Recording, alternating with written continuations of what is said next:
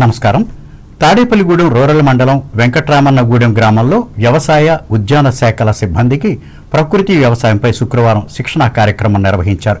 Division పరిధిలోని తాడేపల్లిగూడెం, పెంటపాడు, గణపవరం మండలాల నుంచి అగ్రికల్చర్, హార్టికల్చర్ అధికారులు హాజరయ్యారు. రసాయన ఎరువులు, క్రిమిసంహారక మందులు వాడకుండా కషాయాలతో తయారు చేసిన జీవామృతంతో సేంద్రియ సాగు ఎలా చేయాలో అవగాహన కలిగించారు.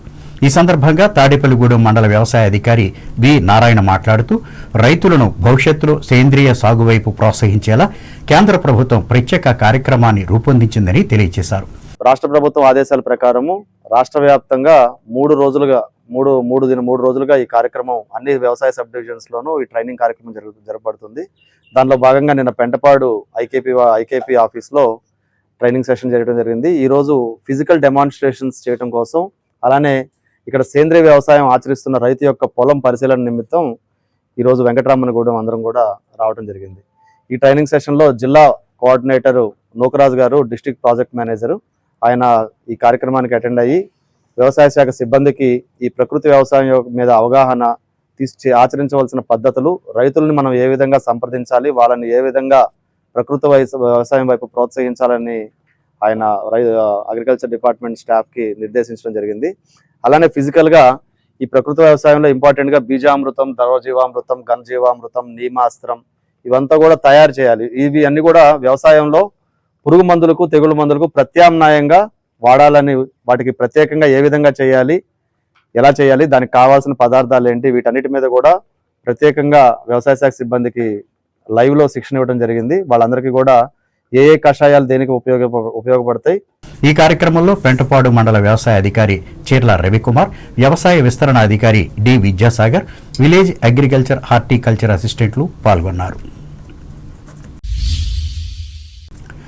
తూర్పుగోదావరి జిల్లా వార్తలు. కనీస సౌకర్యాలు లేని మారుమూల ప్రాంతాల్లోని ప్రజలకు న్యాయ సహాయం అందించడంలో పారా లీగల్ వాలంటీర్లు కీలక పాత్ర పోషించాలని ఉమ్మడి తూర్పుగోదావరి జిల్లా ఇన్ఛార్జి ప్రధాన న్యాయమూర్తి ఎం మాధురి సూచించారు. రాజమహేంద్రవరం జిల్లా కోర్టు ఆవరణలో జిల్లా న్యాయ సేవాధికార సంస్థ ఆధ్వర్యంలో పారా లీగల్ వాలంటీర్లకు 2 రోజుల పాటు నిర్వహించే ఓరియంటేషన్ తరగతులను శుక్రవారం ఆమె ప్రారంభించి మాట్లాడారు. ఉచిత న్యాయ సలహా వంటి సేవలపై ఆయా ప్రాంతాల్లోని ప్రజలకు అవగాహన కల్పించాలన్నారు. అలాగే ప్రభుత్వ సంక్షేమ పథకాలను అర్హులైన లబ్ధిదారులకు చేర్చడంలో వారధిగా ఉండాలని సూచించారు. ఫస్ట్ ఈ పారా లీగల్ వాలంటీర్ సిస్టమ్ అనేది మనమే ఇంట్రడ్యూస్ చేసాం. దానికి చాలా గర్వపడుతున్నాను నేను. ఆ తర్వాత ఈ సిస్టమ్ సక్సెస్ చూసిన తర్వాత జాతీయ న్యాయ సేవాధికార సంస్థ అంటే నేషనల్ లీగల్ సర్వీసెస్ అథారిటీ వాళ్ళు కూడా ఈ సిస్టమ్ బాగుందని దీన్ని త్రూ అవుట్ ఇండియా అడాప్ట్ చేసుకోమని అన్నారు. కాబట్టి మన అందరం ఆంధ్రప్రదేశ్కి చెందిన వాళ్ళం అయినందుకు మనం గర్వపడదామండి. అయితే మీరు ఒక్కటి మర్చిపోకూడదు, పారా లీగల్ వాలంటీర్స్ అంటే మనకు అధికారం కాదు. ఫర్ దట్ మ్యాటర్ జడ్జి అంటే కూడా అధికారం కాదు. ఇది ఒక బాధ్యత. మనము ఒక కమిట్మెంట్ తీసుకుంటున్నాం. మనం ఒకటి మర్చిపోకూడదండి, పారా లీగల్ వాలంటీర్స్ పోలీసుల మీదో అయితే రెవెన్యూ ఆఫీషియల్స్ మీదో ఇంకొక అధికారుల మీదో మనం సూపర్వైజ్ చేయడానికి లేము. అవసరమైన ప్రజలకి ఇప్పుడు మీకు వీళ్ళందరూ వస్తారు, రేపొద్దు రిసోర్స్ పర్సన్స్, ఒక స్కీమ్స్ ఉంటాయి. ఆ స్కీమ్స్ ఎవరికైతే చేరాలో వాళ్ళకి అసలు స్కీమ్ ఉందని, కానీ ఒకవేళ ఉందని తెలిసినా దాన్ని ఎలా అప్రోచ్ అవ్వాలో తెలియదు అనుకోండి, ఏం ఉపయోగం. ఈ కార్యక్రమంలో న్యాయ సేవాధికార సంస్థ జిల్లా కార్యదర్శి ఎన్ శ్రీలక్ష్మిలు పాల్గొన్నారు. దేశంలో ఆధునిక సాంకేతిక పరిజ్ఞానంతో రీసర్వే చేపట్టిన మొదటి రాష్ట్రం ఆంధ్రప్రదేశ్ అని భూ పరిపాలన అదనపు CCLA ఎన్ ప్రభాకర్ రెడ్డి తెలిపారు. రాజమహేంద్రవరం కలెక్టర్ క్యాంప్ కార్యాలయంలో రెవెన్యూ రీసర్వేపై శుక్రవారం కలెక్టర్ పి ప్రశాంతి అధ్యక్షతన నిర్వహించిన సమీక్షా సమావేశంలో ఆయన ముఖ్య అతిథిగా పాల్గొని మాట్లాడారు. తహసీల్దారులు చట్టాలపై అవగాహన కలిగి ఉండాలని చెప్పారు. సర్వీస్, ఈనాం భూములను సంస్థాగత, వ్యక్తిగత 2 విభాగాలుగా వర్గీకరించారని అన్నారు. అలాగే సర్వే యూనిట్ సమయంలో నోటీసులు ఇవ్వడం లేదన్న ఫిర్యాదులు అధికంగా వస్తున్నాయని, వీటిపై దృష్టి సారించాలని పేర్కొన్నారు. గ్రామ సభలు నిర్వహించిన తర్వాత కూడా ఫిర్యాదులు ఎందుకు వస్తున్నాయో పరిశీలించాలని అన్నారు. ఈ కార్యక్రమంలో జాయింట్ కలెక్టర్ ఎస్ చిన్నరాముడు, జిల్లా రెవెన్యూ అధికారి T Sitaramamurthy, special deputy collector L Bhaskar Reddy, ఆర్డీఓలు కె రాణి సుస్మిత, ఆర్ కృష్ణనాయకులు పాల్గొన్నారు. అంబేద్కర్ కోనసీమ జిల్లా వార్తలు. కూటమి ప్రభుత్వం అధికారంలోకి వచ్చాక రాష్ట్రంలో పెట్టుబడులు, ఉపాధి అవకాశాలు గణనీయంగా పెరుగుతున్నాయని కొత్తపేట ఎమ్మెల్యే బండారు సత్యానందరావు తెలిపారు. శుక్రవారం కొత్తపేట మండలం గంటి గ్రామంలో జరిగిన సుపరిపాలనలో తొలి అడుగు కార్యక్రమంలో ఆయన పాల్గొని ఇంటింటికి వెళ్లి ప్రభుత్వం నుంచి ప్రజలకు అందుతున్న సంక్షేమ పథకాలను, రాష్ట్రంలో జరుగుతున్న అభివృద్ధి కార్యక్రమాలను వివరించారు. పెరిగిన పింఛన్లు, ఏడాదికి 3 ఉచిత గ్యాస్ సిలిండర్లు, తల్లికి వందనం వంటి సంక్షేమ పథకాలతో పాటు రాష్ట్రంలో జరుగుతున్న అభివృద్ధిని ఎమ్మెల్యే సత్యానందరావు ప్రజలకు వివరించారు.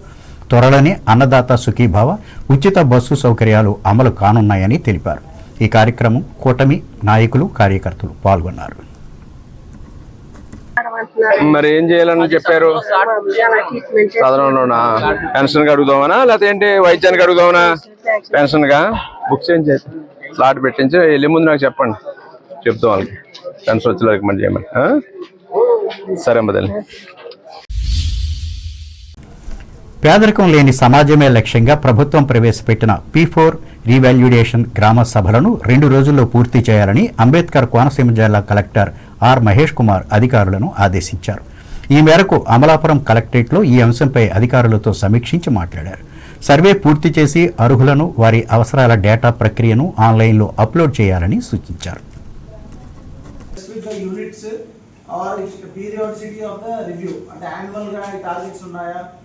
లేదు క్వార్టర్లీ ఉన్నాయా, హాఫ్ ఇయర్లీ ఉన్నాయా, ఇవన్నీ అందులో అడుగుతాయి ఆ పోర్టల్. సో ఒకసారి ఆ పోర్టల్లో ఐ వాంట్ హెచ్ఓడీస్ ఎస్పెషల్లీ ప్రాపర్గా మీరు అందులో లాగిన్ అయ్యి మీ యొక్క డిపార్ట్మెంట్.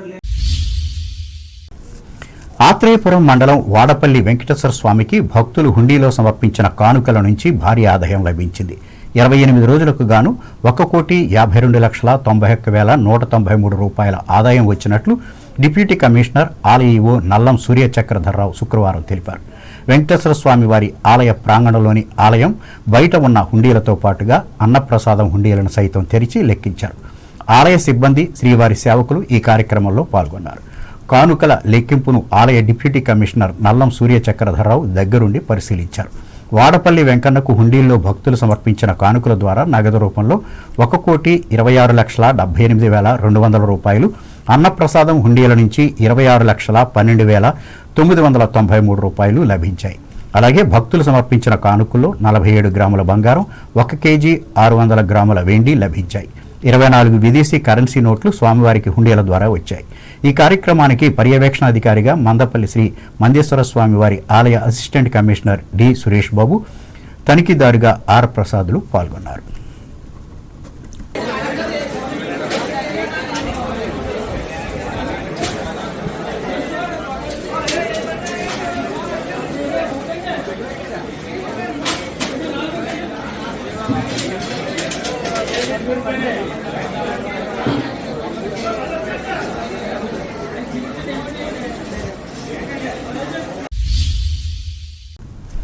ఏలూరు జిల్లా వార్తలు. ప్రతి ఒక్కరికి అభివృద్ధి అంటే రాష్ట్ర ముఖ్యమంత్రి చంద్రబాబే గుర్తొస్తారని రాష్ట్ర మైనారిటీ సంక్షేమ శాఖ మంత్రి యనమడి ఫరూక్ పేర్కొన్నారు. సుపరిపాలనలో తొలి అడుగు కార్యక్రమంలో భాగంగా ఏలూరు జిల్లా తెలుగుదేశం పార్టీ కార్యాలయంలో స్థానిక శాసనసభ్యులు బడేటి చంటి అధ్యక్షతన ప్రజలు, పార్టీ కార్యకర్తలతో శుక్రవారం నిర్వహించిన సమావేశంలో ఆయన ముఖ్య అతిథిగా పాల్గొన్నారు. అనంతరం ఫరూక్ మీడియాతో మాట్లాడుతూ ప్రజలకు, ప్రజాప్రతినిధులంతా అందుబాటులో ఉండాలనే ఆకాంక్షతో రాష్ట్ర ముఖ్యమంత్రి తొలి అడుగు కార్యక్రమానికి శ్రీకారం చుట్టారన్నారు. రాష్ట్రం అభివృద్ధి చెందేందుకు అవసరమైన అవకాశాలను మరింత పెంచుకుంటూ ప్రభుత్వాధినేతలు ముందుకు వెళుతున్నారన్నారు. ఇదే క్రమంలో సుమారు 20,000 కోట్ల రూపాయల భారీ అంచనాలతో పరిశ్రమల స్థాపనపై కూడా దృష్టి సారించారన్నారు. దీని ద్వారా మెరుగైన ఉద్యోగ, ఉపాధి అవకాశాలు పుష్కలంగా లభిస్తాయని అభిప్రాయపడ్డారు. మేజర్ కాన్సెప్ట్ అంటే ప్రతి శాసనసభ్యుడు కూడా ప్రతిరోజు 30 ఏళ్లను దర్శించి ఆడ ప్రజా సమస్యలు తెలుసుకొని తల్లికి వందనం వేసాం. తల్లికి వందనం వేసిన తర్వాత తల్లికి వందనంలో ఎటువంటి రెస్పాన్స్ ఉంది ప్రజల్లో, దాని ప్రజలు ఏ రకంగా స్వీకరిస్తున్నారు, దాంతోపాటు వారికి కావాల్సిన అమ్యూనిటీస్ ఏమున్నాయో భవిష్యత్తులో కూడా చేపట్టే కార్యక్రమాలు మీకు అందరికీ తెలుసు సమస్యలు ఈ వర్షాకాలం డ్రైన్ సమస్యలు ఉంటాయి, రోడ్డు సమస్యలు ఎక్కువగా ఉంటాయి, తాగునీటి సమస్యలు తక్కువగా ఉంటాయి. వేసవికాలం ఉంటే తాగునీటి సమస్యలు ఉంటాయి. కాబట్టి దాన్ని కూడా ప్రజలు తెలుసుకోవాలని చెప్పి గడప గడపకు పోవాలా, ప్రజల దగ్గరికి పోవాలా, సుపరిపాలన గురించి వివరించాలని చెప్పి ముఖ్య ఉద్దేశంతో ఈ కార్యక్రమం ఈరోజు ఏర్పాటు చేసినందుకు మన ముఖ్యమంత్రి గారు మనకు ఈ అవకాశం కలిగించారు. చాలా సంతోషం అని చెప్పి తెలియజేస్తున్నా. స్థానికంగా ఎన్నో సమస్యలు ఉంటాయి, స్థానికంగా సమస్యలు శాసనం తెలియజేస్తారు. కానీ మేము అభివృద్ధి కార్యక్రమాల గురించి తెలుగుదేశం పార్టీ సంవత్సరంలో చేపట్టే కార్యక్రమాల గురించి ప్రజలకు వివరంగా తెలియజేశాము.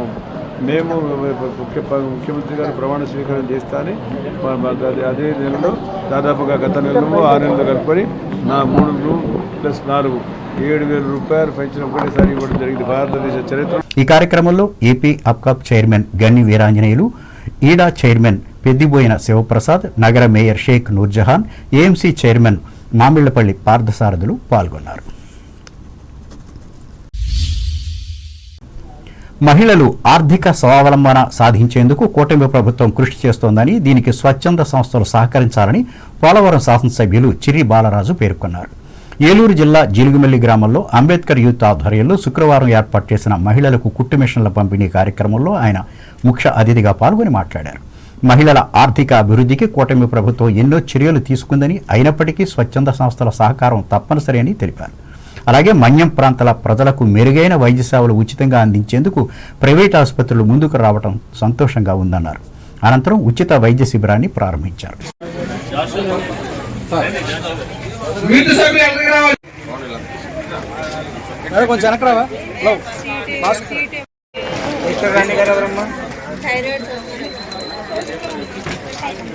అలాగే ఈరోజు ఎన్డీఏ కూటమి ప్రభుత్వం వచ్చిన తర్వాత సంవత్సర కాలంలో ప్రతి గ్రామంలో ఏ విధంగా అభివృద్ధి చేసుకుంటూ వెళ్తుందో మీరు అందరికీ తెలుసు.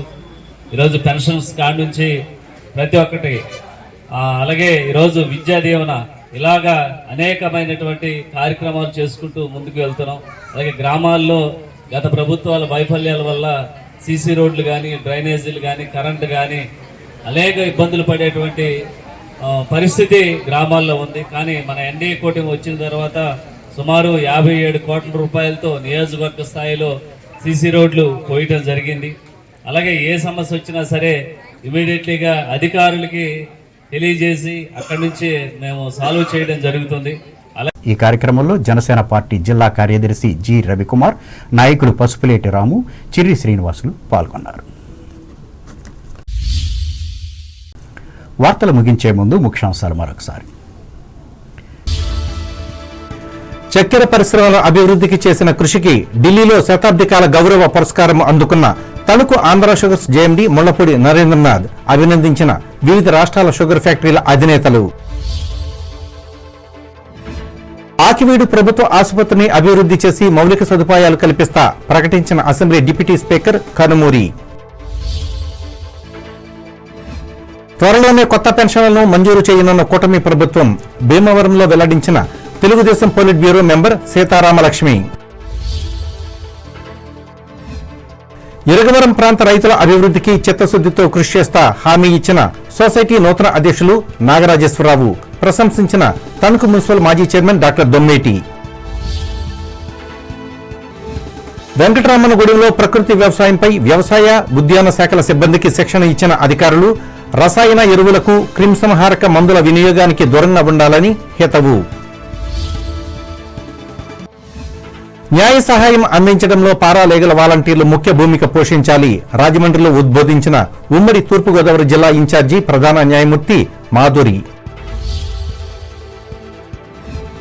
కూటమి ప్రభుత్వం వచ్చాకే ఏపీలో పెట్టుబడులు, ఉపాధి అవకాశాలు పెరిగాయి. కొత్తపేట మండలంలో పేర్కొన్న ఎమ్మెల్యే బండారు. రాష్ట్ర ప్రభుత్వం ప్రవేశపెట్టిన P4 పథకం అమలు ప్రక్రియను వేగవంతం చేయాలి. అమలాపురంలో అధికారులను ఆదేశించిన అంబేద్కర్ కోనసీమ జిల్లా కలెక్టర్ మహేష్ కుమార్. నిర్మాణాత్మక అభివృద్ధిలో ముఖ్యమంత్రి చంద్రబాబుదే అగ్రస్థానం. ఏలూరులో తొలి అడుగులో ప్రస్తావించిన రాష్ట్ర మంత్రి ఫరూక్. మహిళల ఆర్థిక అభివృద్ధికి అంకిత భావంతో పాటుపడుతున్న ఆంధ్రప్రదేశ్ ప్రభుత్వం జీలుగుమిల్లి మండలంలో స్పష్టం చేసిన పోలవరం ఎమ్మెల్యే బాలరాజు. ఈ వార్తలు ఇంతటితో సమాప్తం. నమస్కారం.